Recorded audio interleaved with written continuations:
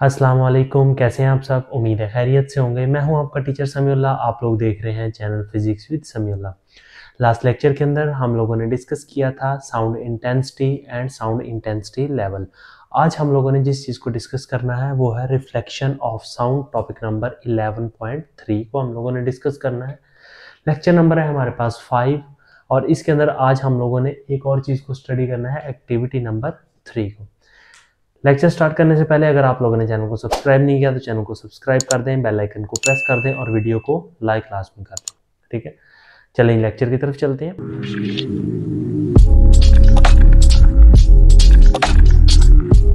अच्छा, first of all ना आप लोगों ने एक फिनोमिना समझना है। हमने लेक्चर नंबर 9 10th चैप्टर जो हमने स्टार्ट किया था, यानी कि इस बुक का पहला चैप्टर 10th क्लास का, और वैसे चैप्टर नंबर 10 जो आपका है उसके अंदर हम लोगों ने एक फिनोमिना डिस्कस किया था जिसका नाम था रिफ्लेक्शन। वो किसके अंदर था? रिपल टैंक के अंदर, लेक्चर नंबर 9 के अंदर। अगर आप लोगों ने नहीं देखा तो उसका आई बटन में लिंक मिल जाएगा, आप लोग उसे भी लाजमी देखिएगा। अच्छा, उसके अंदर हमने क्या देखा? हमने कहा कि ये एक मीडियम है, ठीक है। उसके ऊपर फर्ज करें कि इस मीडियम के अंदर से कोई रे या कोई वेव आई और इसके साथ टकरा के वापस चलेगी, और इसको हमने कहा था जी एंगल ऑफ इंसिडेंट, और इसको हमने कहा था एंगल ऑफ रिफ्लेक्शन, और ये हमारे पास क्या था? नॉर्मल। ठीक है, इसके अंदर तो सेम एज इट इज जो हमने रे के लिए, वेव के लिए किया था, वो same as it is sound energy की वेव के लिए भी करना है। सपोज दैट वो कहता है when sound is incident on the surface. जैसे अब फर्ज करें कि ये वाली जो सरफेस है ये वॉल है। मैं यहाँ पे एक और इस तरह आप समझ लें कि ये जी हमारे पास एक वॉल है, ठीक है। इसको आप ऐसे समझ लें, ये हमारे पास क्या है? एक वॉल है, ठीक है। यहाँ पे एक आदमी खड़ा है, ठीक है। अब ये जो आदमी है, ठीक है, ये अब बोलता है, ठीक है, और ये जो है इसके साथ साउंड जो है वो टकराता है, और टकरा के वापस क्या करता है? टकरा के वापस क्या करता है? इसकी तरफ दोबारा से वापस आ जाता है, ठीक है।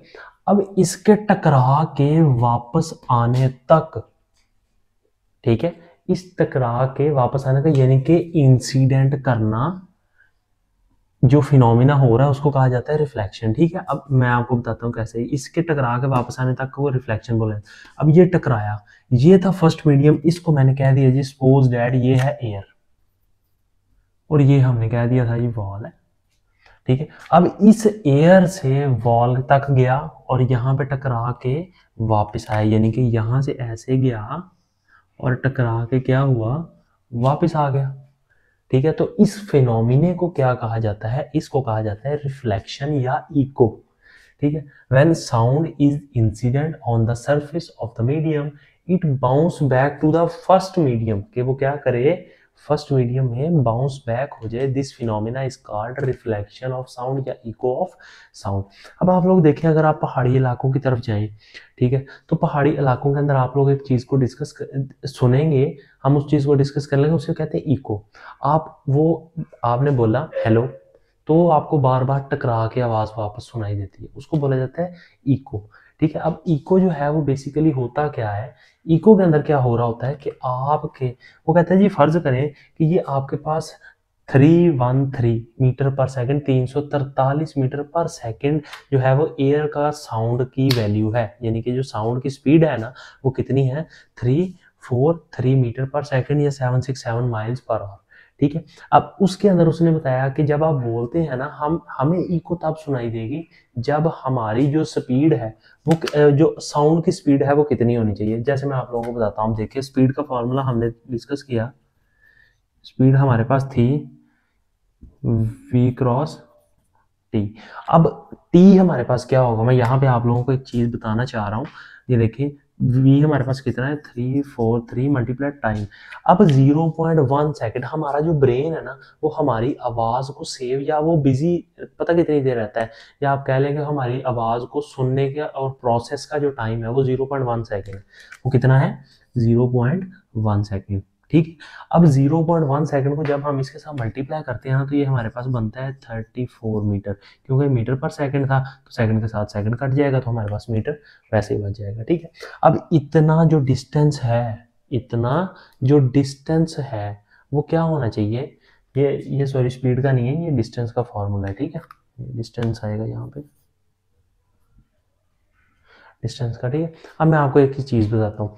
अब ये 34 मीटर होना चाहिए पूरे रिफ्लेक्शन का जो डिस्टेंस है ना उतना, यानी कि ये टकराया और टकरा के साउंड वापस आया, यानी कि पहला 17 + 17 होना चाहिए, यानी कि डिस्टेंस अगर 17 मीटर होगा तो हमें हमारी आवाज़ दोबारा से सुनाई देगी, ठीक है। अब आप लोगों का ये क्वेश्चन बनता है कि सर हमें एक बात बताएं, जब हम ये मैं अब दीवार के पास खड़ा हूँ लेकिन मुझे 2 बार क्यों नहीं सुनाई दे रही, ठीक है। तो उसकी मेन रीज़न ये कुछ ये एब्जॉर्प्शन हो रही होती है, दूसरी बात ये वो हम आगे जाके इसके अंदर 11.5 के अंदर डिस्कस करेंगे, स्पीड ऑफ साउंड से अगला टॉपिक है, ठीक है, उसके अंदर।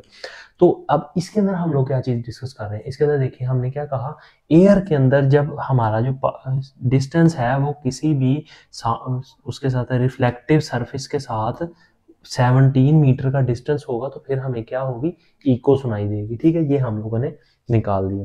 यहाँ तक समझ आ गई कि हमारे पास ये रिफ्लेक्शन ऑफ साउंड और इको क्या होती है और हम उसको किस तरह निकाल सकते हैं, कितना डिस्टेंस हमारे पास होना चाहिए, ठीक है। नेक्स्ट हम मूव करते हैं एक्टिविटी नंबर 11.3। ये आप लोगों को ना उन्होंने दी हुई है, यहाँ पे मैं भी आप लोगों की पिक्चर जो है वो पेस्ट कर देता हूँ। पिक्चर में आप लोग गौर से देखें तो वहां पे क्या है, एक उन्होंने ग्लास की शीट रखी हुई है और 2 उन्होंने पाइप्स रखे हुए हैं, ठीक है। जो पाइप है ना उनको अलाइन इस तरह से किया गया है, रखा इस तरह से गया है कि एक आवाज जो है, ठीक है, यानी कि आप वो इस तरह की वहां पे ना कुछ थोड़ी सी पिक्चर बनी हुई होगी आपके सामने, इस तरह के पाइप्स होंगे, ठीक है, इस तरह के आपके सामने ये नजर भी आ रहे होंगे, ठीक है, इस तरह के। और यहाँ पे क्या है, एक घड़ी को प्लेस किया गया है, ठीक है।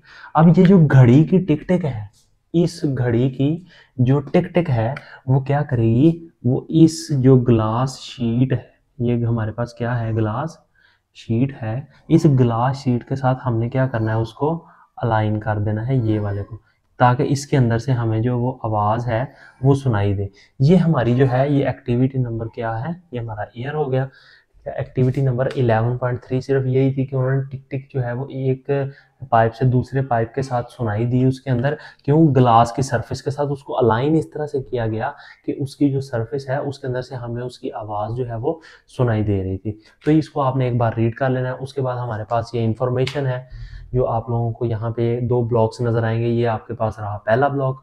उसके अंदर भी आप लोगों ने क्या करना है, इस चीज़ को देखना है कि उसके अंदर क्या लिखा हुआ है, एक व्हील है वो एक दूसरे के साथ कम्युनिकेट कैसे कर रही है। जब वो कम्युनिकेट कर रही होती है तो वो 1000 किलोमीटर्स तक जो है वो साउंड वेव्स को ही प्रोड्यूस करके एक दूसरे के साथ कम्युनिकेट कर रही होती है। इसी तरह एलिफेंट है, एलिफेंट भी अपने बड़े बड़े कानों की वजह से जो है वो फ्रीक्वेंसीज और साउंड वेव्स को जो है वो डिटेक्ट करके एक दूसरे के साथ कम्युनिकेट करते हैं किलोमीटर्स, मैनी किलोमीटर्स तक, ठीक है।